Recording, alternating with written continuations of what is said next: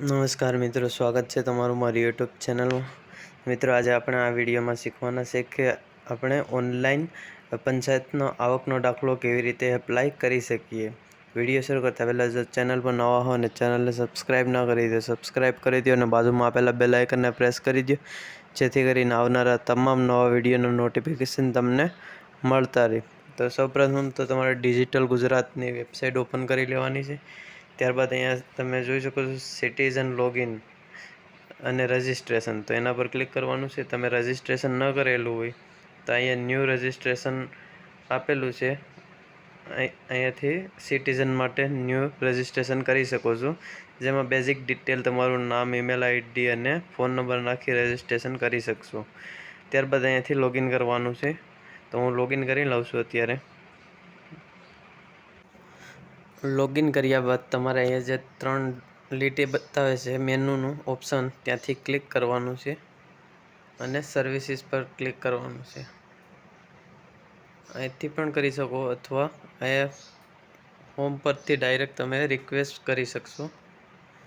New request અહીંયા જોઈ શકો છો, ન્યૂ રિક્વેસ્ટ ન્યૂ સર્વિસ, એના પર ક્લિક કરવાનું છે। રિક્વેસ્ટ ન્યૂ સર્વિસ પર ક્લિક કર્યા બાદ અહીંયા ફિલ્ટર આપવાનું છે।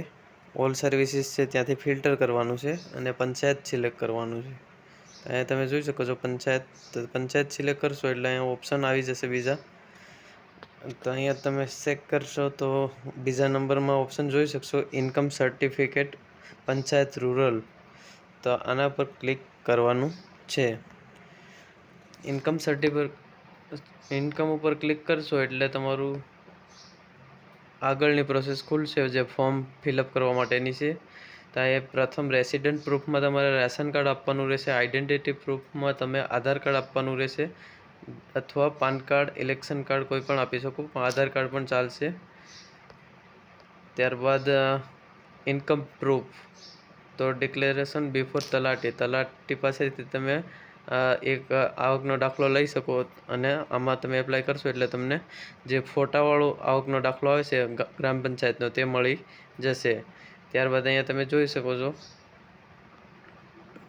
પ્રૂફ નીડેડ ઇન અટેચમેન્ટ, આમાં તમે ઇલેક્શન કાર્ડ અથવા રાશન કાર્ડ અટેચ કરી દેશો એટલે ચાલશે, બધા અટેચ કરવાની જરૂર નથી। આ બેમાંથી કોઈ એક અથવા બંને અટેચ કરશો તો ચાલશે। ત્યારબાદ જે આવકનો દાખલો આમાંથી મળશે તમને, તે હવે 2022ના નિયમ પ્રમાણે 3 વર્ષ માટે લાગુ પડે છે, એટલે તમારે દર વર્ષ તમારે જે આવકનો દાખલો કઢાવવો પડતો હતો તે દર વર્ષે કઢાવવાની જરૂર નથી, 3 વર્ષ માટે ચાલશે। જો તમારે કોઈ આવકમાં ફેરફાર થાય તો તે તમારે એડિટિંગ કરાવવાનું રહેશે।